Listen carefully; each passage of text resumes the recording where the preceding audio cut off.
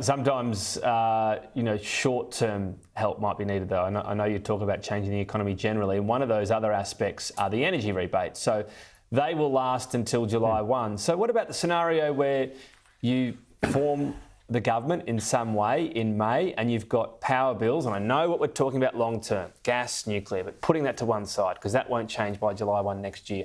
Would you have to look at whether you might need to extend that for a brief period if the economy is struggling so they don't have a huge surge in their bills on July 1?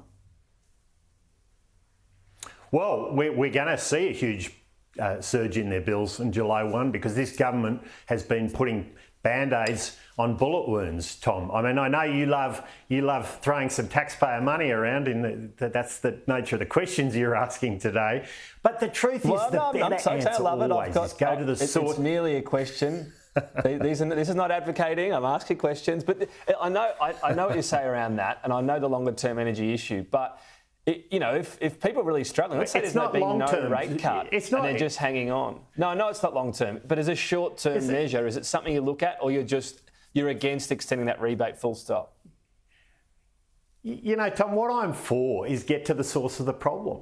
Stop dealing with symptoms and get to the source of the problem. Now, the source of this problem is Labor has seen rapid increases in energy prices. They promised a $275 reduction. We've seen the exact opposite. And as always with Labor, they then go and ask the taxpayer to pay to try and put a Band-Aid on the bullet wound. That's not the way you do it. You've got to get more gas into the system. That's the short-term action that can really make a big difference. Okay. Labor forgot about that.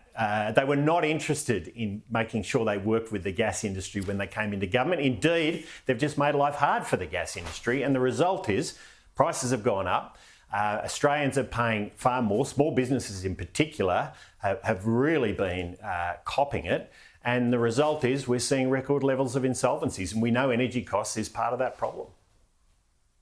One of the biggest changes Labor made during this term was to stage 3 tax cuts. You said in the weeks afterwards you wanted to look at what the state of the budget would be and then make your call. Does that mean after my EFO, would you have enough confidence after my EFO to then outline your plan, give everyone plenty of time to debate the merits of it?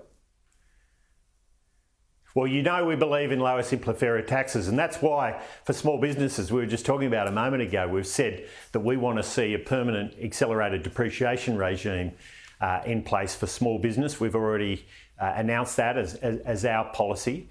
And we do believe in lower simplified income taxes. We've seen a 25% increase in personal income taxes being paid by Australians under Labor, and that's not appropriate. I'll tell you what we don't believe in, Tom, though, is we don't believe in taxing unrealised capital gains, but that's, as we know, central to Labor's policy. And we don't believe in hitting the family home with capital gains tax or changing the negative gearing regime we'll see investment where that goes. Properties. Yeah. But this government... We'll see where that goes. This government has clearly been working on this. We know that. We know they've been working on it. They've got a lot of questions to answer. They refused to answer any of those questions in Parliament this week. Instead, they were just hurling insults.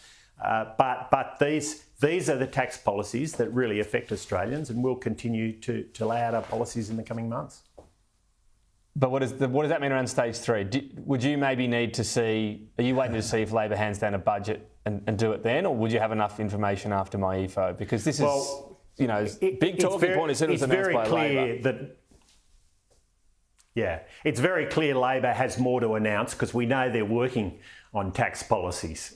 We know they're working on hitting the family home with capital gains tax. We know they're working on negative gearing, and as we see those policies, we'll respond appropriately and we'll announce our own policies in the lead up to the next election time. I mean, I think we got news even in the last 48 hours or so that there's every chance Labor's going to have another budget. So we'll need to respond appropriately. Look, at the end of the day, we need to know whether Labor's spent all the money. Now, there's every sign that they're spending money at a rapid rate, at a record rate indeed. 16% increases in spending that we already know about. Will there be more of that? And that'll tell us more about how we frame our policies.